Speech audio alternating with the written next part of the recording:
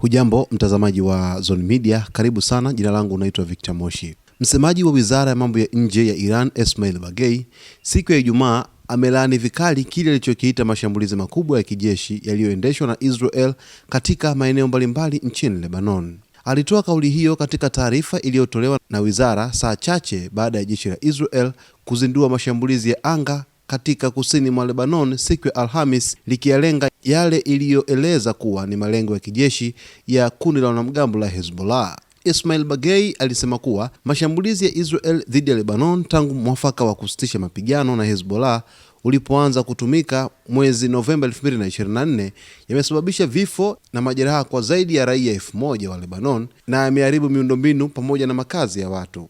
Aliyataja matendo hayo kuwa ni ukiukwaji wa wazi wa mamlaka na uhuru wa taifa huru na uhalifu mkubwa dhidi ya amani na usalama wa kimataifa. Kulingana na shirika la habari la kitaifa la Lebanon, mtu mmoja aliuawa, wengine 3 kujeruhiwa katika mashambulizi hayo ya anga ya Israel siku ya Alhamis.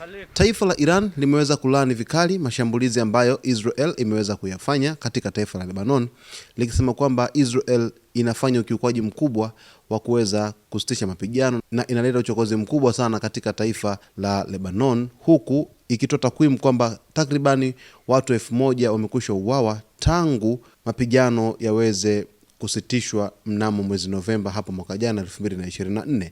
Sasa basi taifa la Iran linachukizwa na hali halisi ya Israel ambayo inazidi kufanyika kule katika ukanda wa Mashariki ya Kati, ambapo Israel sasa hivi imejikita zaidi kuweza kushambulia maeneo ya kundi la wanamgambo la Hezbollah nchini Lebanon, ikidai kwamba haitaki kabisa Hezbollah iweze kumiliki silaha, na wamekuwa wakishambulia katika magala ambayo yamekuwa yakihifadhi silaha, lakini vile vile hata katika viwanda vya utengenezaji wa silaha vya wanamgambo hao vimekuwa vikipata mashambulizi ya mara kwa mara na taifa la Israel. Sasa taifa la Iran limeweza kukemea vikali na kulaani vikali mashambulizi haya, likisema kwamba huo wote ambao unafanywa dhidi ya Israel ni kitu cha hatari na cha uchokozi wa hali ya juu. Kundi la wanamgambo la Hezbollah inadaiwa kwamba limekuwa likipokea msaada mkubwa sana kutoka katika taifa la Iran, huku wakidai kwamba ni washirika wakubwa zaidi wa Irani katika ukanda wa Mashariki ya Kati. Hivyo ndio maana Iran imeweza